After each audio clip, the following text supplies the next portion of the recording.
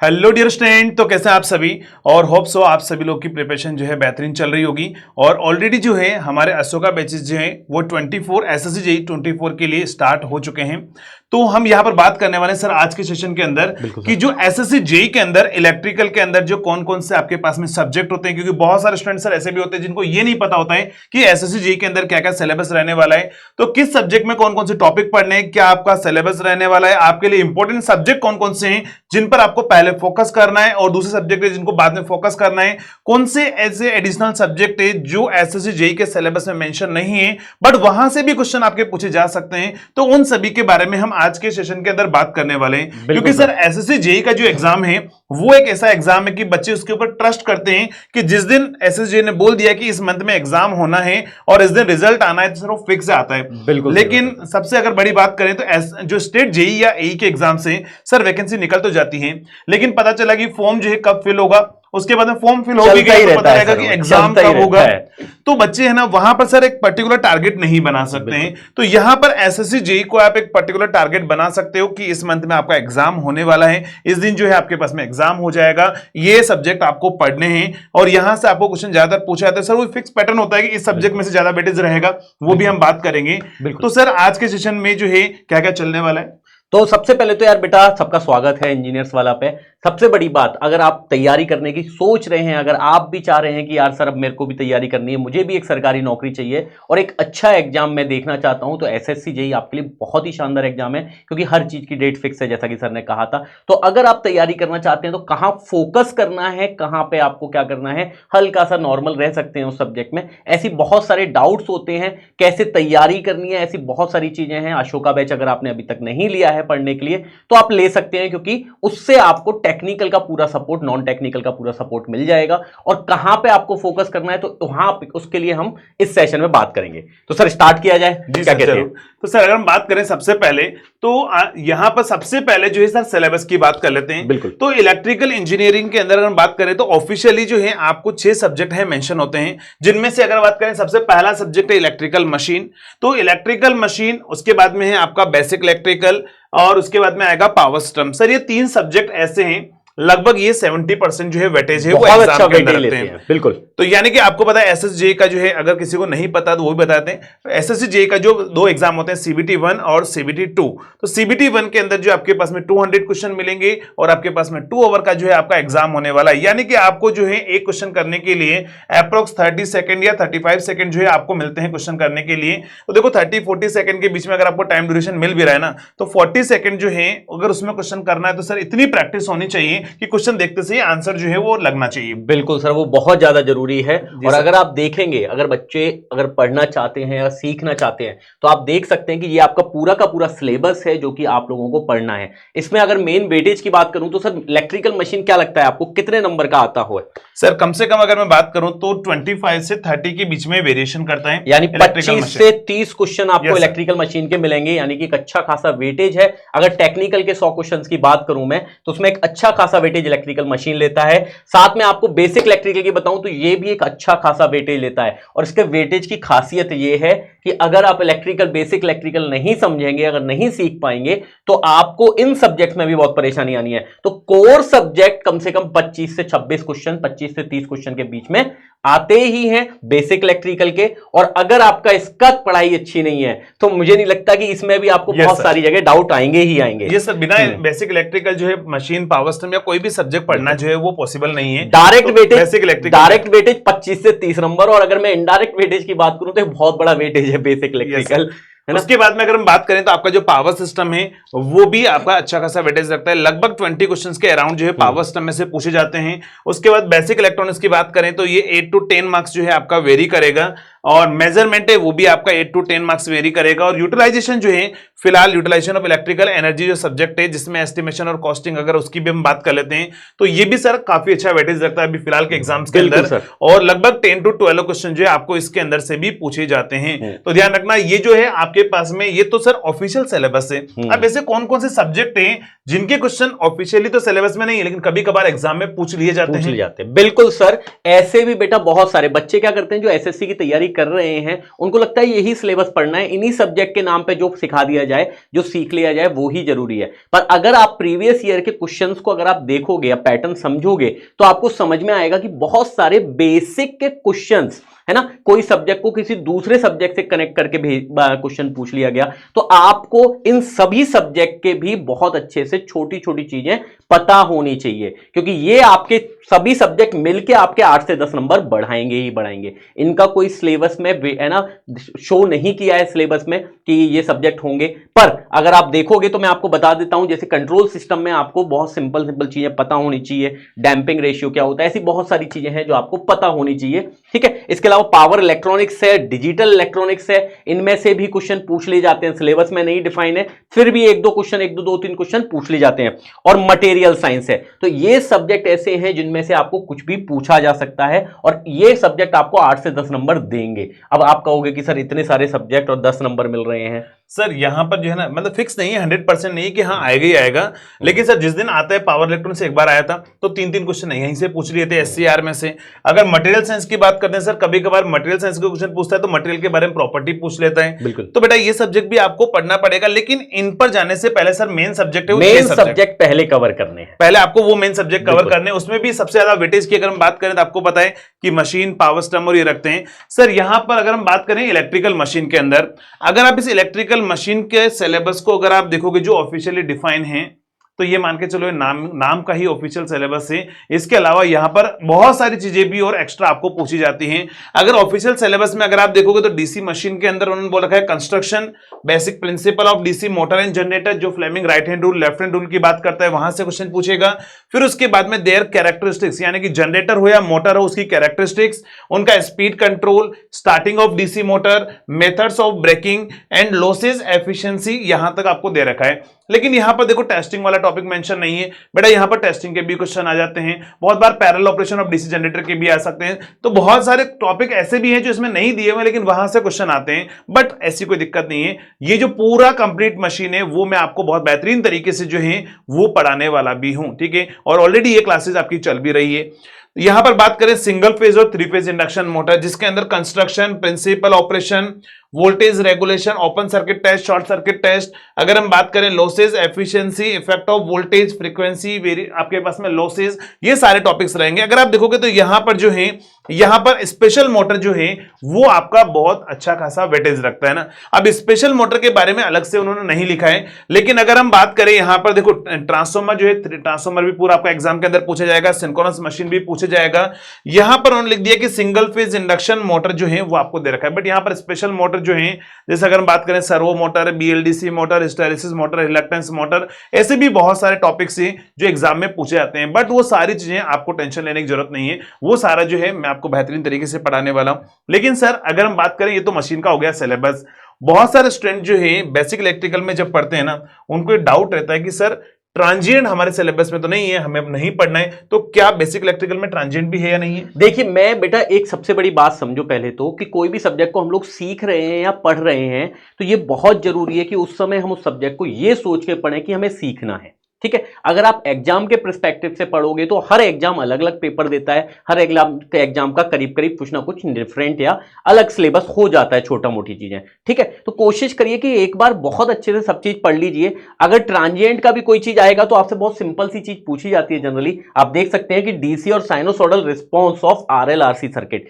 तो यहां पे अगर लिखा है तो डीसी और साइनोसोडल, तो इन्होंने ये नहीं बोला है कि यहां पे ट्रांजिएंट का रिस्पॉन्स होगा कि नहीं होगा, पर इन्होंने पूरा रिस्पॉन्स बोल दिया है। तो पूरा रिस्पांस तो मतलब ये हो गया कि स्टडी स्टेट और ट्रांजिएंट दोनों ही पूछ सकते हैं वो डीसी और sinusoidal response of RLRC circuit में। अब मैं आपको पूरा सिलेबस समझा देता हूं जो आपको लिखा हुआ है बकायदा। तो बेसिक कंसेप्ट आपको हर चीज के बारे में पता होना चाहिए, उसकी यूनिट्स पता होनी चाहिए, ठीक है, जो कि आप लोग मेरे है ना नॉर्मल कोर्स से भी समझ सकते हो। बहुत सिंपल बात है, बहुत छोटी छोटी चीजें हैं। इसके अलावा कुछ सर्किट लॉ है और साथ में नेटवर्क थ्योरम। यार थ्योरम्स पे थोड़ा अच्छे से फोकस करना पड़ेगा, क्योंकि थ्योरम्स में आपके लिए सारी थ्योरम्स में से कुछ ना कुछ पूछ लिया गया है। ठीक है, पिछले एग्जाम्स की बात करूं, एक बड़ी चीज जो यहां पे मैंने देखी है, ठीक है, मैग्नेटिक सर्किट में से एक अच्छे क्वेश्चन पूछे जाते हैं तो आप मैग्नेटिक सर्किट भी पढ़ सकते हो। इसके अलावा एसी फंडामेंटल्स, एसी में यानी कि साइनोसॉइडल सिग्नल्स में सर्किट कैसे काम करता है, आरएमएस वैल्यूज क्या होती है, जो आरएमएस वैल्यू बहुत बार पूछी गई है, ठीक है। एवरेज वैल्यू क्या होती है, tank circuit resonance, resonance condition क्या होती है। और यहां पे आप अगर प्रीवियस ईयर के क्वेश्चंस देखोगे तो आपको पता चलेगा कि यहां पे जब आरएलसी सर्किट को एसी फंडामेंटल्स में यूज करा है तो उन्होंने डैंपिंग रेशियो की भी कंडीशन दी है। डैंपिंग रेशियो कंट्रोल सिस्टम का पार्ट है, ठीक है। तो कंट्रोल सिस्टम अगर आपको पता होगा तो आप सीधे आंसर निकाल सकते हो, और कंट्रोल सिस्टम नहीं पता होगा तो आपका आंसर आने में दिक्कत होगी। तो यह चीज बहुत जरूरी है कि आपको फोकस तो करना ही है, पर उसके अलावा कंट्रोल सिस्टम पे भी थोड़ा बहुत फोकस करना है कि उनके बेसिक टर्म्स क्या होते हैं। साथ में इसके बाद पॉलीफेज सर्किट्स में से बहुत लिमिटेड क्वेश्चन आते हैं, ना के बराबर एक दो क्वेश्चन आते हैं, ठीक है। तो स्टार डेल्टा कनेक्शन आपको समझ में आना चाहिए। थ्री फेज में कैसे पावर काम करती है, थ्री फेज सर्किट से ऐसे होते हैं, तो वो आपको बढ़िया तरीके से सीखना है, ठीक है। तो ये चीजें हैं आप लोगों की, जो आपका सिलेबस है बेसिक इलेक्ट्रिकल का, ये आपको पूरा का पूरा कवर करना है ना। और अशोका बैच में ये सब कुछ कवर होगा ही होगा, आपको पता है जैसा कि, ठीक है। सर पावर सिस्टम का भी एक बार बता दीजिए बच्चों को। यस सर, तो देखो पावर सिस्टम के अंदर अगर हम बात करें एसएससी जेईई में मेनली जो है जनरेशन, ट्रांसमिशन, डिस्ट्रीब्यूशन, अब देखो कहने में तो बहुत छोटे हैं, लेकिन आपको पता है जब हम पढ़ते हैं जनरेशन, ट्रांसमिशन, डिस्ट्रीब्यूशन तो बहुत बड़ा जो है वो सिलेबस होता है। तो यहाँ पर हम पढ़ने वाले जनरेशन, ट्रांसमिशन, डिस्ट्रीब्यूशन के अंदर यहाँ पर बहुत ही बड़ा सिलेबस है। अगर मैं बात करूं पूरी इलेक्ट्रिकल इंजीनियरिंग का तो सबसे बड़ा सब्जेक्ट जो होता है वो पावर सिस्टम आपके होता है। और बहुत सारे स्टेट के एग्जाम ऐसे हैं, जेईई और एई के एग्जाम, जहां पर पावर सिस्टम जो है कम से कम मान के चलो, पावर सिस्टम की बात कर रहा हूं, पावर सिस्टम कम से कम जो है 50% का वेटेज तक रखता है। जैसे मैंने एमपी के बहुत सारे एग्जाम देखे हैं, महाट्रांसको का एग्जाम देखा है, वहां पर 50% वेटेज जो है वो पावर सिस्टम रखता है। तो ये बहुत बड़ा सब्जेक्ट है, इसको बहुत अच्छे से आपको पढ़ना पड़ेगा। उसके बाद में पावर, इसमें जो टॉपिक है कौन कौन से, लोड फैक्टर, यूटिलाइजेशन फैक्टर, आपके पास में डाइवर्सिटी फैक्टर, डिमांड फैक्टर, ये सब कुछ आपको पढ़ना है। टैरिफ प्लान जो घर पर आपके पास में बिल है वो कैसे आता है, पावर ट्रांसमिशन कैसे होता है, पावर सिस्टम का प्रोटेक्शन कैसे करते हैं, रिले क्या काम करती है, सर्किट ब्रेकर क्या काम करता है, ये सब कुछ यहां पर पढ़ना है। तो ये पावर सिस्टम का सिलेबस बहुत बड़ा है। अंडरग्राउंड केबल हो, चाहे ओवरहेड लाइन हो, चाहे ट्रांसमिशन लाइन क्लासिफिकेशन हो, चाहे कोरोना, इंसुलेटर, बहुत सारे टॉपिक्स है। तो आप सभी ने जितना भी आपने पढ़ा है अपने सेमेस्टर में उससे ज्यादा ही यहाँ पर जो सिलेबस है। उसके बाद में अगर हम जाते हैं नेक्स्ट पर, तो उसके बाद में सर है बेसिक इलेक्ट्रॉनिक्स। अगर बेसिक इलेक्ट्रॉनिक्स की बात करें तो सर आप भी एनालॉग पढ़ाते हैं, तो मेरे अकॉर्डिंग जो है इसमें जो कृष्णा सर है बहुत बेहतरीन तरीके से बहुत अच्छे अच्छे जो कॉन्सेप्ट है वो डिलीवर भी करते हैं। बिल्कुल, क्या क्या पढ़ना है बच्चों को, तो मैं सबसे पहले बेटा बता देता हूं कि आपको एक बहुत छोटी सी चीज यहां पे अगर आप देखोगे तो कृष्णा सर क्या, जो कृष्णा सर पढ़ाते हैं वो क्या पढ़ाते हैं मैं आपको बता देता हूं। तो working of various electronic devices, कैसे कैसे डिवाइसेस वर्क करती हैं। पीएन डायोड, पीएन डायोड जो पीएन जंक्शन है उस पे आपको क्वेश्चन देखने को मिलेंगे ही मिलेंगे पेपर में, तो बहुत अच्छे से फोकस करें। बीजेटी पे आपको क्वेश्चन मिलेंगे और एफईटी पे क्वेश्चन मिलेंगे, ठीक है। ये तो हो गए इंटरनल डिवाइस की। अब इसके बाद एक बहुत सिंपल सी छोटी सी लिख दिया है कि simple circuit using these devices. अब इसका मतलब हो गया सर पूरा का पूरा एनालॉग इलेक्ट्रॉनिक्स, ठीक है। क्योंकि इन डिवाइसेस के जो सर्किट्स की सॉल्विंग होती है, इन डिवाइसेस के जो सर्किट की सॉल्विंग होती है वो सॉल्व करना सीखते हैं हम एनालॉग इलेक्ट्रॉनिक्स में। तो कृष्णा सर आपको सिखाएंगे यही वाला पार्ट पूरा का पूरा, ठीक है। और उसके बाद इनके जो सर्किटरीज हैं उनका सर्किट कैसे सॉल्व करते हैं, उनको सीखते कैसे हैं, आंसर कैसे निकालते हैं, एम्प्लीफिकेशन कैसे करते हैं, गेन कैसे निकालते हैं, वो हम सीखेंगे पूरा सिंपल सर्किट यूजिंग। तो इसके लिए एनालॉग इलेक्ट्रॉनिक्स पढ़ना भी बहुत जरूरी है। तो क्लिपर, क्लैंपर जैसे टॉपिक्स के आपको क्वेश्चन पेपर में मिलेंगे ही मिलेंगे, जो कि एनालॉग का पार्ट है, और वो हम सिंपल सर्किट यूजिंग डिवाइस में। सर अभी अगर हम बात करें जो एसएसजेईई 2023 का पेपर हुआ है, तो बेटा सर यहाँ जितना भी कृष्णा सर ने पढ़ाया था ना उनके नोट से बाहर कुछ भी नहीं आया था। मतलब जो कृष्णा सर की जो एनर्जी रहती है ना, और जो क्लास में बेटा मोटिवेशन रहता है वो फुल ऑन हाई एनर्जी रहता है। मैं खुद भी उनका बहुत बड़ा फैन हूं। तो जब आप पढ़ोगे सर से तो बहुत ही बड़ा आपको जो है मजा आने वाला है इस सब्जेक्ट के अंदर। इसके बाद में अगर हम बात करें तो मेजरमेंट सब्जेक्ट है सर, बहुत ईजी सब्जेक्ट है। मैं इसको मतलब सब्जेक्ट में काउंट नहीं करता हूं। मतलब 7-8 क्वेश्चन आते हैं सर, ऐसे क्वेश्चन होते हैं 8-10 नंबर का है, देखते से आंसर जो है टिक हो जाता है। सिलेक्शन रोकेगा या बढ़ाएगा? सर सिलेक्शन बढ़ाएगा, ये ना बिल्कुल बहुत इजी सब्जेक्ट है। और आप पढ़ा रहे हैं तो सर इजी है ही है, वैसे भी इजी है फिर तो। यहाँ पर सर नॉर्मली 3 फेज सर्किट जैसे सर भी पढ़ाएंगे आपको बेसिक इलेक्ट्रिकल के अंदर, और 3 थ्री फेज पावर मेजरमेंट यहां पर भी पड़ेगा, है ना। तो यहां पर अगर मान लो बेसिक इलेक्ट्रिकल में नहीं भी होता है तो टेंशन नहीं लेना, थ्री फेज यहां पढ़ लोगे तो कहीं ना कहीं आपका जो है या तो दोनों ही कवर हो जाएंगे, नहीं तो एक जगह आपका कवर हो जाएगा। बट ये कि आपका थ्री फेज का कोई भी क्वेश्चन पूछेगा तो ये हमारी गारंटी कि आपका जो क्वेश्चन है वो बन जाएगा। उसके बाद में अगर हम बात करें सर, ये बेसिक चीजें हैं, ये जो मेजरमेंट है ना हम डेली लाइफ में घर पे यूज करते हैं, वोल्टेज कितना आ रहा है, करंट कितना आ रहा है, पावर कितना हम कंज्यूम कर रहे हैं, यही हम इसके अंदर मेजरमेंट के अंदर पढ़ने वाले हैं। तो बहुत इजीली आप कवर कर सकते हो। लेकिन सर इसके बाद में जो हमारा सब्जेक्ट है वो भैया इलेक्ट्रिकल इंजीनियरिंग के लिए अभी फिलहाल के बच्चों के लिए बहुत टफ है।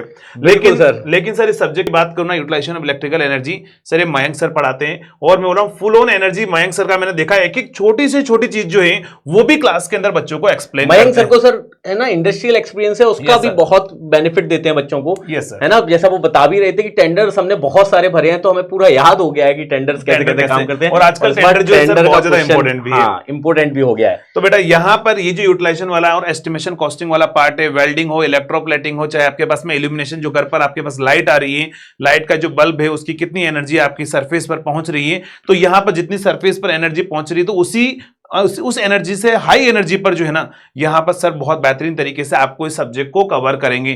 तो सर ये तो हो गई हमारे पास में ओवरऑल सिलेबस की बात जो इलेक्ट्रिकल इंजीनियरिंग के अंदर पूछे जाते हैं। लेकिन मेरे अकॉर्डिंग सर बात करें तो यहां पर सबसे ज्यादा बच्चों को कौन से सब्जेक्ट पर फोकस करना चाहिए? यार सबसे ज्यादा अगर बात की जाए ना सब्जेक्ट की, तो सबसे ज्यादा आपको फोकस करना चाहिए मशीन पे, बेसिक इलेक्ट्रिकल पे, थर्ड नंबर पे आप फोकस करेंगे पावर सिस्टम पे, और उसके बाद जब ये तीन सब्जेक्ट आपके बहुत अच्छे हो जाएंगे तो आगे के सब्जेक्ट्स को आप फोकस करेंगे, क्योंकि उसके बाद का वेटेज बहुत लिमिटेड है, 8 से 10 क्वेश्चन, 8 से 10 क्वेश्चन, 8 से 10 क्वेश्चन, ये तीन सब्जेक्ट मिलकर करीब करीब 70% कुछ पेपर को कवर कर लेते हैं। तो आपको सबसे पहले उन पे है ना फोकस करना है। और अगर आपका कोई भी डाउट है किसी भी तरीके से तो आप लोग बेटा मैसेज में, कमेंट में पूछ सकते हैं, जिसका डाउट का आपको रेजोल्यूशन जल्दी से जल्दी दी जाएगा। सर ये तो हमने जो बात की है ना अभी तक एसएसजे की हम बात कर रहे हैं, तो ये तो हमने 50% सिलेबस की बात की है। सर 50% सिलेबस तो नॉन टेक्निकल का जो है वो सीबीटी 1 के अंदर वेटेज रखता है। और सर इस बार एसएसजे 2023 में यही दिक्कत हुई है बच्चों की कि जो रीजनिंग वाला पार्ट है वो थोड़ा सा क्वाइट लेंदी आ गया था, टफ नहीं आया था, बट क्वेश्चन की लैंग्वेज थोड़ी सी लेंदी थी। तो बेटा रीजनिंग और अगर आप जो जीके जीएस वाला पार्ट है, केमिस्ट्री हो, बायोलॉजी हो, फिजिक्स हो, चाहे आपके पास में हिस्ट्री, पॉलिटी, लाइफ साइंस कुछ भी होगा आपके पास में हो, अगर उसको स्ट्रांग नहीं कर सकते तो एसएसजे का जो आपका सपना है वो पूरा नहीं हो सकता है। और सबसे ज्यादा क्वेश्चन सर आजकल करंट अफेयर से भी पूछ रहा है। हाँ सर, और इसके लिए देखो इसकी कोई है ना ऐसी स्ट्रैटेजी नहीं है कि सर मैं पढ़ूंगा इतने दिन में कवर हो जाएगा, ऐसा कुछ नहीं है। तो अगर आप तैयारी करने की सोच रहे हो, अगर आपने भी ज्वाइन कर रखा है अशोका बैच या फिर आप ज्वाइन करना चाहते हो अशोका बैच, तो एक चीज पे साथ में फोकस करें कि रेगुलरली आशुतोष सर का और कुशल सर का, सचिन सर की क्लासेस रेगुलर बेसिस पे अटेंड करें, ताकि आप लोगों को हर रोज चीजें पता चलती रहे नई नई, क्योंकि एक अच्छा खासा वेटेज यूज करता है है ना एसएससी जेईई नॉन टेक्निकल का। तो नॉन टेक्निकल और पार्ट भी आपको स्ट्रॉन्ग करना है इसी के साथ साथ में। लेकिन जब आपका सीबीटी 1 क्लियर हो जाएगा तो सर उसके बाद में नॉन टेक्निकल का कोई दिक्कत नहीं है, उसको नहीं पढ़ना है। फिर उसके बाद में बेटा टेक्निकल पर ही फोकस करना है। लेकिन सर यहां पर अगर 2 पेपर होंगे तो क्या स्टूडेंट अगर मान लो पहले ओनली सीबीटी 1 पर फोकस करें और जब पहला सीबीटी 1 निकल जाए उसके बाद में सीबीटी 2 के लेवल पर जो फोकस करेगा, तो क्या ऐसा पॉसिबल है कि वो आफ्टर एग्जाम जो है प्रिपरेशन कर पाएगा सीबीटी 2 की ओनली? बिल्कुल यार कर सकते हो, आप आराम से कर सकते हो। अगर आप तैयारी कर रहे हैं है ना, तो हमारा भी एक सीबीटी 2 का बैच है जिसमें हम लोग बात करेंगे एक लेवल ऊपर की, क्योंकि ये इस साल तो पहली बार है सीबीटी 2 का जो टेक्निकल का है ना। तो ये थोड़ा सा उन्होंने सिनेरियो चेंज किया है, तो देखते हैं भाई क्या आएगा। पर मैं उम्मीद कर रहा हूं कि टेक्निकल में कुछ भी आ जाए, अपने बच्चे तो सर छोड़ने वाले नहीं है, छोड़ने वाले नहीं है। तो ये जो सारी इंफॉर्मेशन थी ये थी एसएससी जेईई का आपका जो सिलेबस है, कंप्लीट सिलेबस के बारे में। फिर भी अगर आपको कोई भी डाउट हो तो जैसे सर ने बोला है कि आप वीडियो में कमेंट करके आप हमें पूछ सकते हैं। तो इसी के साथ में हम मिलेंगे सर एक और सेशन। बच्चे मुझे पता है एक डिमांड करेंगे, बच्चों का डाउट मैं ही बताता हूँ। बच्चे बोलेंगे सर कट ऑफ क्या रहती है, सर इसकी प्लानिंग जो है क्या होनी चाहिए। तो उसके लिए भी जो है हम बहुत जल्दी आपको जो है एक सेशन लेकर आएंगे और आपको बताएंगे कि क्या क्या कट ऑफ रहनी है, किस सब्जेक्ट में से आप कैसे कैसे स्कोर कर सकते हो, किस सब्जेक्ट के कौन से टॉपिक, पर्टिकुलर टॉपिक है जहां से सर लगभग क्वेश्चन पूछे जाते हैं, उनको पढ़ के भी आप क्या कर सकते हो, अच्छी स्कोरिंग आप कर सकते हो एग्जाम के अंदर। तो चलिए दोस्तों मिलेंगे नेक्स्ट वीडियो के अंदर, तब तक के लिए थैंक यू सो मच।